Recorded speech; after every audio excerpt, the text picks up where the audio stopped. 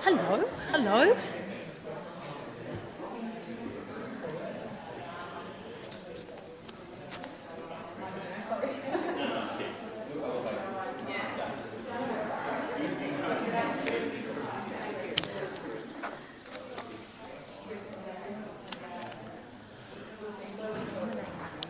Okay, I'm going to start by saying a few words and welcoming everybody here and obviously acknowledging the traditional owners. Okay, can I give you that, please?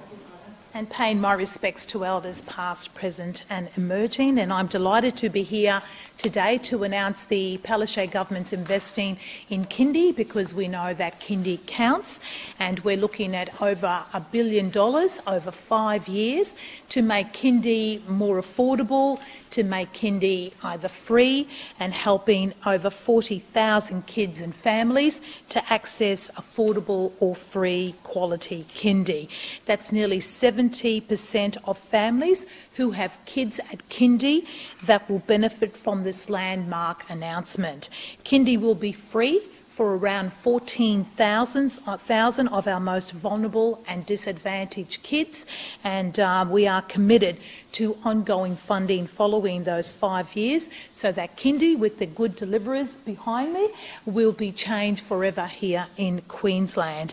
For the affordability, $615 million of that money will go into direct assistance to families so that they can afford or obtain Kindy free, because we know that the Kindy counts and what a difference it makes when they enter preschool and primary school.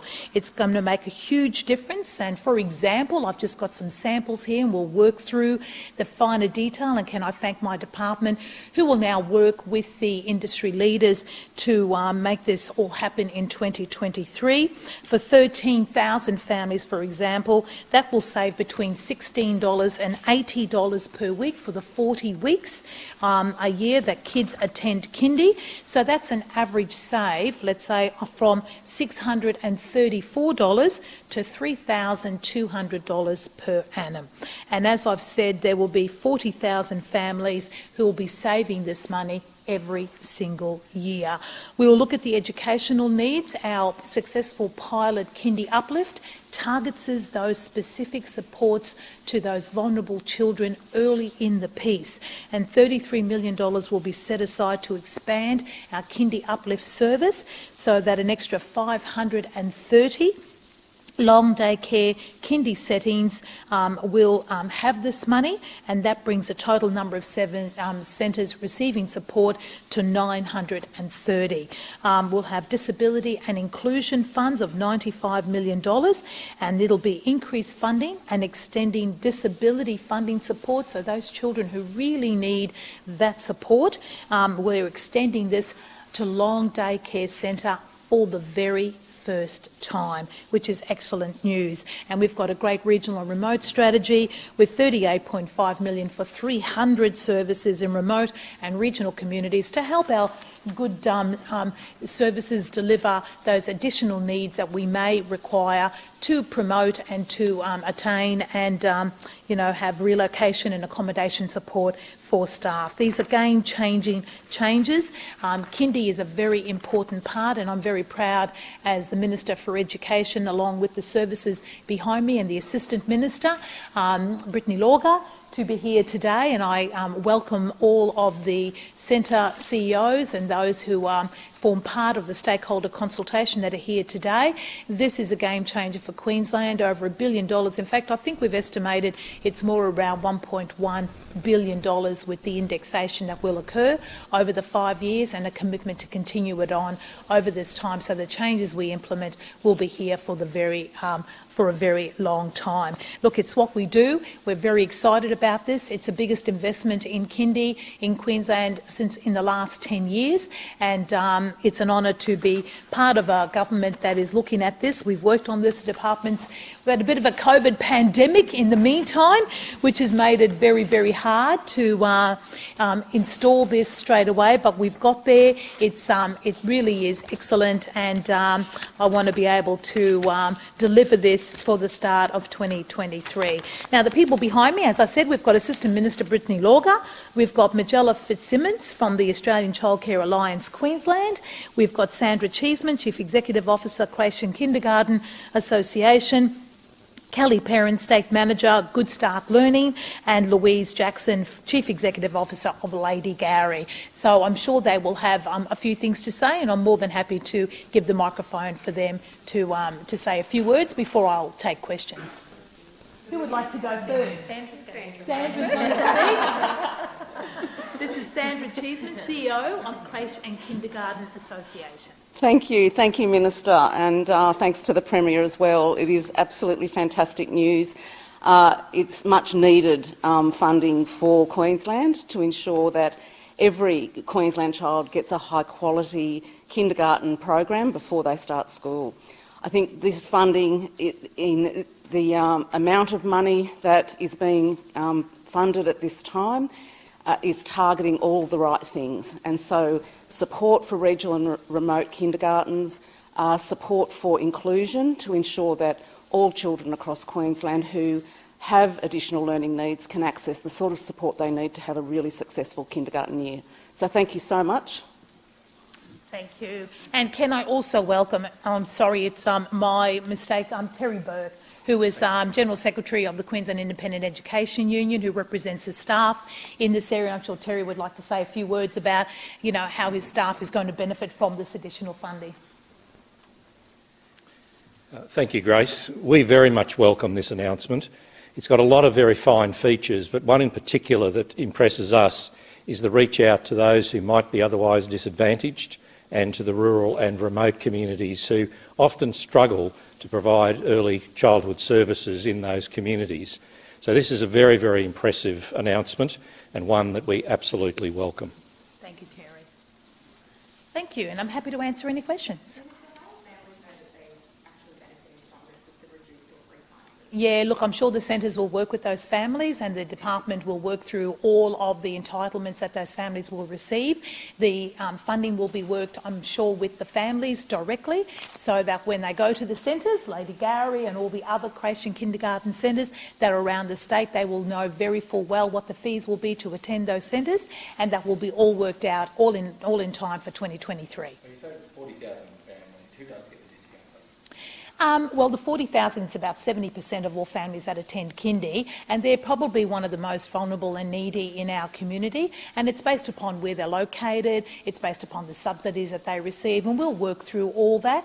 And as I said, at a minimum you're looking at about $632 per annum saving, up to $3,200 for a family with one child in kindy, and some of those, an additional amount of people, it probably will double the amount that get not only extra assistance but free kindy as well. 14,000 families who are currently paying will be probably going to kindy for free. So what's the threshold in terms of earnings of the discounts? What do they get? Yeah, look, it's not necessarily based on those thresholds. It's based upon, and I've got some information here, it's based upon where the child lives in some of those remote and regional areas. It's based upon the childcare subsidy that they receive. It's not just based solely on salary, and the fee structure will be reflecting those type of entitlements that they currently receive, and then we'll be fitting in for the most needy and vulnerable about where they live to be able to ensure that they get the best outcome for that family, and obviously to support the child in kindergarten. Can you give us some examples of where someone might live and how that can affect it? Yeah, well, if you live in regional and remote and you're in an area where there may not be any kind of kindy at all, and these centres are struggling to deliver that in that area, they'll probably find that they will get the maximum subsidy, and we will subsidise those centres to deliver that kindy for free. So what's an area? Magella, you're from the North Queensland. What would be an area you'd think? I would say probably like just around Townsville, we're looking at Garoo. So Garoo is a small community, Garoo is a small community just outside of Townsville. I know they struggle with getting a kindergarten teacher. They've got a small centre with about 42 children in it, so they will be welcoming this announcement. So you're free for often very remote, so for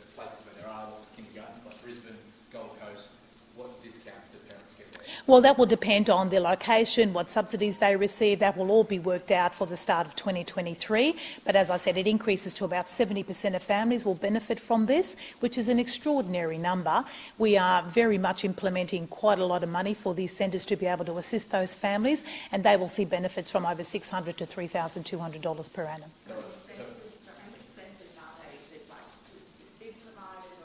For the first time, we're going to be extending to long daycare centres, where the long daycare centre has not only childcare but kindergarten programs in it. My child, when they were little, they actually went to one of those centres where the kindergarten was built into long daycare. So for the first time, that's going to be recognised. But centres, depending on where they're located, their ability to deliver in the regions, and we've already provided subsidies, but this outstrips anything like that, and many families will benefit from this money. So obviously there's a lot of complicated detail. Is there anywhere where parents can jump online now and actually see what discounts are going to get? Wouldn't that be lovely at this point? It is complicated. We've done a number of scenarios, and the department already have those. The centres will be briefed now. We've got quite a few months to work through all the finer detail, but before it comes in 2023, I'll assure you that families will know exactly where they stand about whether they'll be getting free kindy or whether they'll be getting a great subsidy in order to get their children into kindergarten. Yeah, well, the centres that are here today, they certainly provide the majority of kindergartens in long daycare centre, and kindergartens out there in the community. We know where they are, we know how their funding structures are, and we know the families that go there, and we will be applying this funding to those families in line with the additional funding that's there and the criteria that will be worked out with all of the centres. So two parents living in Logan earning $90,000 each, they have two kids at kindy. What discount do they get? Oh my goodness, now this is how much is the price a litre of milk or something like that, is it? I guess it depends really on, the amount of money, but I would probably hazard a guess at that they would be getting clearly good subsidy in relation to that childcare needs, and they can, for two children, be up to $6,000. Like it's depending on their individual requirements, could be getting quite a substantial relief. It's a bit difficult to give automatic answers to these because it is complicated. It does base upon where they live, what subsidies they currently get, how the charges are made with the families, and they'll all be worked out. That will all be worked out. No one will miss out on any benefit that they're entitled to, and we've got quite a bit of work to do with the providers so that we can deliver the best for those families. Why has the government chose to announce this now when it clearly doesn't know what each parent is going to get? We know what each parent is going to get for the start of 2023, but of course these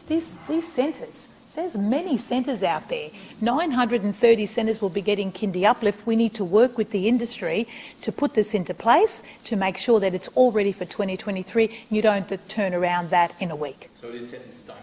Absolutely set in stone that we will be delivering this for 2023, that we will have subsidies for families, that over 70% of families will benefit from this. There'll be around 14,000 families that will be getting kindy for free, and all of the machinations about how that will be rolled out, the funding structures, how we provide it to all the centres will be worked out in time for 2023. Once we're getting it for free, is it only children who are in remote areas, or can you tell us exactly who gets it for free? Look, I do have the department here. Sharon, is there any information that you've got? I mean, they seem to want to really go into specifics. Are you able to answer that?